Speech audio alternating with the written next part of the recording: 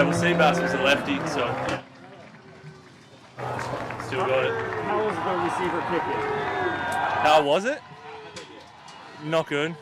Not good. Johnny Yu has a bit of potential, but Lockett, not so much. We asked Izzo this, but when a kicker's on a streak like Jason was, do you talk about it at all, or is it like you just kind of ignore it? You don't really talk about it, because like, he really just takes it one kick at a time anyway, so thinking about all your other kicks, whether they're good or bad, like normally if you miss a kick, you forget your kicks. So if you're on a streak, you kind of forget them as well and just make your next one. So yeah, we don't really talk about it much.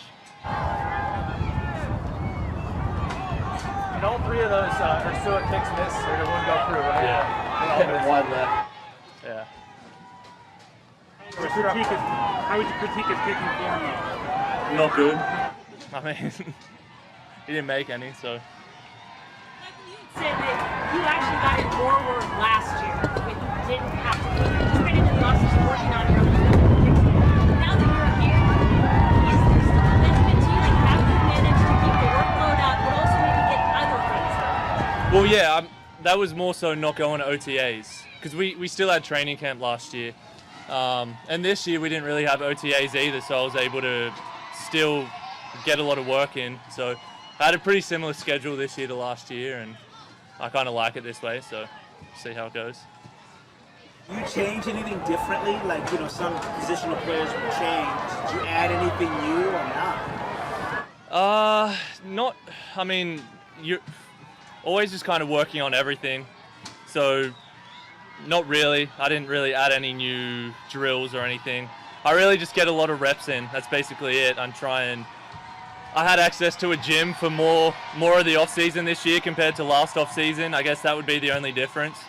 But yeah, still doing the same amount of workouts and stuff, and still punting as much as I can. You spend a lot of time on film study, watching, you know. Yeah, so not like mechanics wise, but I'll look at each practice every day I punt and like chart everything, chart my get off, hang, distance, direction, and so I look at it objectively, because a couple years ago I'd walk out of practice feeling like I did a terrible job, and I'd come in the next day thinking I needed to improve and change and adjust some stuff when I probably had like a decent day. So I need to like really be objective with it, and so I'll come out of practice some days still and go, man, I had a bad day. And then I'll look at all my stats, and it was actually a pretty good day. So that's more so why I do it. Or is a position we maybe don't notice unless they're messing up? Just over the last couple of years, how nice is it knowing that I'm going to be responsible for everything? Yeah, it's great. He's super consistent, and just having that trust, you know, just lets us do our thing, and giving us that little bit extra confidence, you know, goes a long way. How is the relationship between the three? You've all been teammates for a little while now. We see you guys, you're obviously together all the time, you're on lunch together, you're on the field together. What's that relationship like with you? It's cool. Yeah, I mean, we're on our own little island just based off our schedule, so it's kind of whether we like it or not, but we're around each other non-stop. But yeah, it's really fun. We get to know each other really well, and you know, if there's ever a point in the game where we need to say something or we don't need to say something to each other, we know our field. So that's a huge benefit having us three for a few years. Yeah, truck outs are going well. Yeah. Have you been able to get home to Australia since the pandemic started? No, I wanted to go home right after the season, but there was a 2-week quarantine in like a hotel room, and you weren't guaranteed a window or anything like that. And the flights were like 10 grand, and I was just like, there was too many things adding up, and I was like, I won't go back. So hopefully after this season, everything's back open. When was the last time you were home? Start of 2020, but right before COVID hit like the US. So what do you do in the off-season now? I just got a condo in Austin, so I was just setting that up and training and hanging out.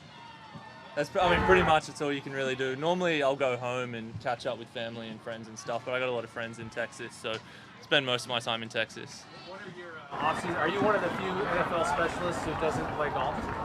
Yeah, probably. I played one game of golf, or half a game, about 5 holes. I was like, all right, I'm good. call it a day. Where was it? In Texas. Yeah. And apparently it's not called a game, it's a round. So I just got roasted for calling it a game over there. Who would you say are your funniest teammates? Funniest? I think Diggs is funny. Who always cracks me up? I think Rasheem's pretty funny as well. Rasheem cracks me out, yeah. Top two right there. Yeah, I mean, yeah, probably. You guys did a lot of things well on special teams across the board. What's the key to kind of building off that and maintaining that level of play? Just having a routine, pretty much. Really particular about what we do. Like today, we didn't kick or punt because we're treating tomorrow like a real game. So we wouldn't kick or punt the day before a game. So we have the luxury of kind of getting our bodies right, take tomorrow as serious as we can, and just keeping your routine is like crucial. You spend anything? You told us last time you bought pizza for your road trip. Anything better since then, or? Yeah, a few gifts for my family and stuff. Yeah. Crowds, is the crowd a factor or not? Because one year you had it, then you didn't, and now you will. Is that any thought at all? I mean, like when we first didn't have a crowd, it was a little weird, and then you adapt, and then so it'll be the same way, like because we played a few games where they had a crowd and it didn't make any difference. So, yeah. Sweet. Thanks. Thank you.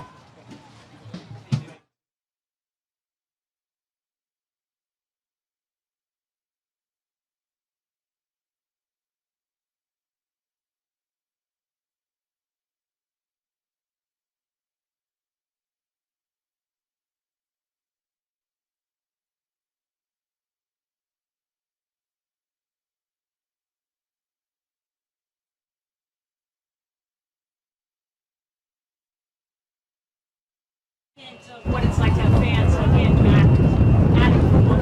Thought about what it's going to be like to actually have fans in the stands. Yeah, I mean, it took some getting used to last year with no fans in the stadium, so I'm definitely gonna, I'm sure, get used to the fans back. But when they come here and the atmosphere is amazing, especially at home. It's, that's why you play football and that's why you play in the NFL. So, very welcome to have them back. You are such a calm personality, but I can imagine that you draw some energy from the fans. Is that true or false? I mean, when we're on defense, maybe I get a little excited for the guys, but our line of work for the three of us is very, flat line. So, we're in our own little world, kinda. So we just kind of keep working, and it's good atmosphere, and you enjoy it when you look back at it after the game. But we're very flat line type of guys. So. You mentioned your own little world. Just what's that relationship like where you are kind of around each other all day long and doing stuff together? Yeah, I mean, we talk about everything.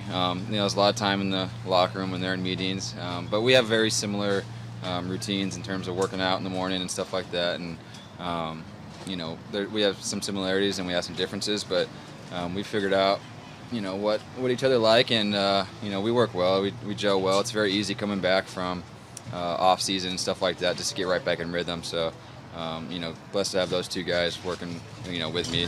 Like you said, we spend so much time together, so, it's good to have two guys you like. Judd or Sue some tips there before his kicks today? Yeah, I tried to. Didn't go too well, so job security for a little bit longer, I guess. Yeah, Lockett tried to, so. Is the expectation that you're going to be one of those guys that are making a tackle?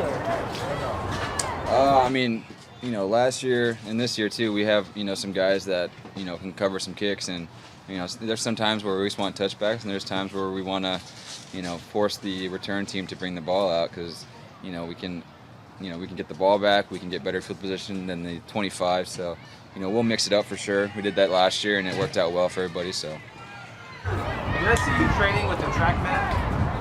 Yeah, so they used it for the Sunday night football games, I think. They do that, and then I got in contact with them. So they have obviously a kicking version of it. So there's a few times in the off season I'll get on it and see the numbers and stuff and see if there's anything I need to work on. So That wasn't a golf. That was a special like for football. Not for yeah, golf. it only tracks. It's football. It's meant for football. They use it for the Sunday night. I think NBC uses it.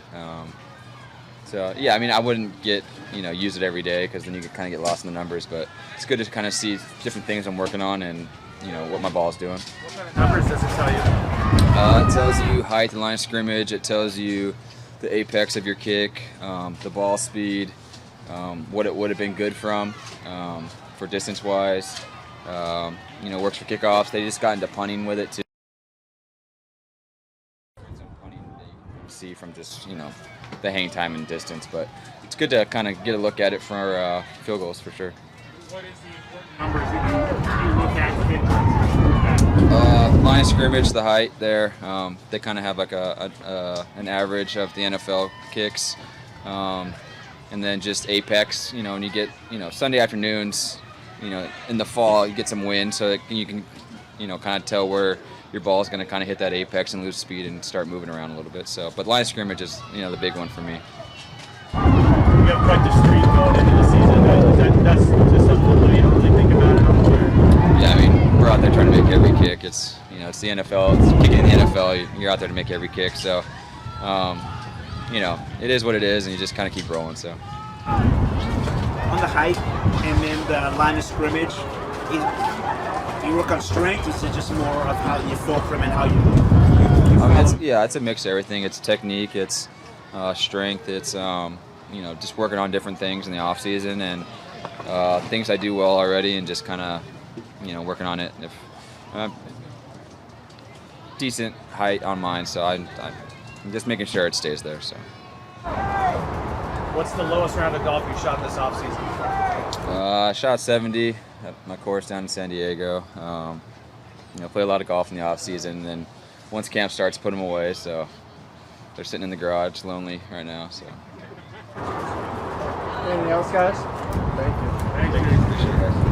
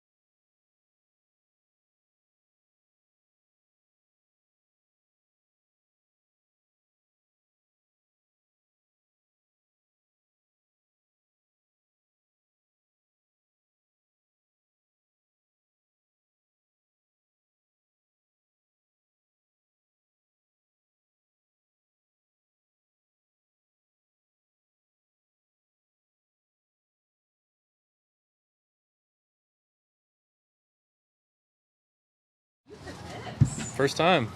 No way. Yeah. Ever? Yeah. No way. You've been at the podium before. Took a Pro Bowl to make it. What do you think happens when you step to the podium now? I'll probably share the world what snapping's really like. What is it really like? Best job out there, probably. I could say a lot of other things, but Give us yeah. give us No. Having a job out there was like you're basically known as someone who's something. Yeah, I guess that's part of the job, right? It's part of the preparation, the stress, the stepping up on game day to do it. When, we always kind of joke around with guys that see us living the life, on the third field by ourselves, and they always got something to say about, oh, it must be nice. We're like, you could do it too if you want to do it on game day, but I think they're all pretty happy with their jobs.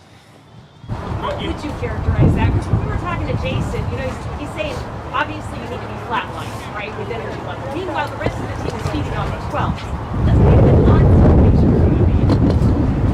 Yeah, that was, I guess, one of the first things that I was told early on in snapping was you can't ride the highs or the lows, and it's really just, I'm sure that those guys probably said it, it's just one kick at a time, one snap at a time. That if you're too high, something you're going to try too hard. If you get too low and you start overthinking something will go bad. It's really just, preparation through the week, preparation and practice.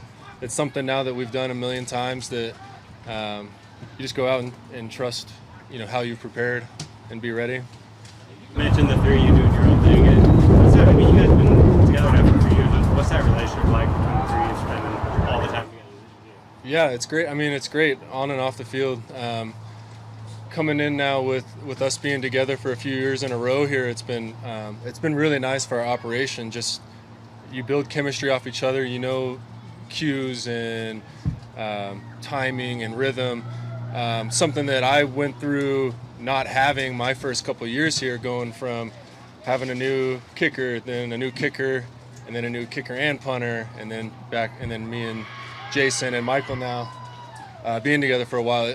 It makes, for us, it's a huge comfort, I guess. I don't know if that's the right word. Coming in knowing that what to expect, and on game day we know that if I'm not snapping my best game, then I got Dickson and Jason to make up for it, and the same goes the other way. That if someone's not having a great day, that we're just there and we can kind of feed off each other's how everybody's doing that day. If you could play any other position, what would it be? I mean, I guess I would just go back to playing tight end, back to my glory days in college, catching passes, scoring touchdowns. Yeah. I got a good job, man. I was snapping. Basically, when I started playing tight end, I started snapping. It was like sixth grade, going into 7th grade. My special teams coach in high school was the first one that really started teaching me the fundamentals of snapping, and I snapped along with playing tight end ever since high school. Funny story, when I was getting recruited to Harvard, I sent my film in as a snapper and as a tight end. And our first day of practice, they were telling the snappers to go out early with the kickers, and I was like, you guys want me to go out there with you or not? And they're like, we didn't even know you could snap. So then obviously went out and snapped with them for 3 years there, and then I don't know, coaches change over. I don't know what happened, but Is there any sort of community of long snappers? Like, do you know other long snappers from other teams? yeah, it's a pretty tight-knit group. Yeah, I mean, there's only 32 of each of us on every team, so kicker, punter, snapper, each of us. So you play against each other enough, especially in the division, or you work out with guys in the off season if they live around you. So you get to know them pretty well. You got time during warm-ups and stuff to kind of catch up and chit-chat and pick each other's brains. So yeah, it's I guess a fraternity, if you could call it something. Mutual respect for each other. Yeah. Who's long snapping do you really admire? I'm not sure about that question. No, I learned a lot. So I played one game for the Giants, and training camp with them was Zach DeOssie, 2-time Super Bowl champ with the Giants, and I learned a lot from him. How to be professional, how to snap, mentality, approach to the game. Good friends with him, and that's probably where, he's not playing anymore. He's retired now, but where my first experience with another snapper in the league that I was competing with for that job at the time, and just how to be a pro and how to approach the job. What are the metrics you're evaluating your practice or how you're performing? Snap speed for punt, from when the ball moves to when Dickson catches it, and then just strike box consistency, hitting Dickson's hip below the shoulders, below the knee or above the knees, and then for field goal, it's always about location is important, but if you can get laces out, it makes the hold really easy. So I kind of always approach my job as making Dickson and Jason's job as easy as it can be, and that's a successful day for me. You mentioned you got to the Pro Bowl last year. As a staffer, I mean, is there something like, was it your best year, or how do you gauge that? Like, I think it was. I think I had a handful of good years before that, but I think last year everything was with all of us was really clicking. You know, I think we easily all could have been in the Pro Bowl last year if Jack Fox in Detroit had an unbelievable year, and then Young Hoku in Atlanta just had so many opportunities to kick field goals that both of those guys, Jason and Dickson, put up numbers that could have been a Pro Bowl if it was another year. So I think when we're all clicking together like that, and it goes back to the consistency of year after year having the three of us together, I think it helps us perform and be comfortable doing well. Obviously, you had good years. Really good last year. All that across the board. What is We really just need to continue what was happening last year. In a lot of ways, we kind of just lined up and said, we're going to do this, and we want you to try and stop us. We got a lot of good guys coming back for us in our special teams core. You got Izzo coming back, special teams coordinator this year, bringing his experience as a player and as a coach, one of the special teams greats, coming back and showing guys how to do it as a player and as a coach now. And just keeping the mentality from last year, competing with each other, having fun doing it on special teams, bringing the energy. We always talk about that. It doesn't have to be pretty as long as you're giving 100% effort and our guys are going down there and just flying around and making plays. That's how good stuff happens on special teams. Jinx High School. Is there a reason why you went there? You now want to go to Booker T. Washington High School in Tulsa, Oklahoma? And regardless, how was it growing up in Oklahoma, and how do you lose those ties? Okay. Well, first, I guess Booker T. Washington didn't want to recruit me. You can't recruit in high school. You're not supposed to, at least.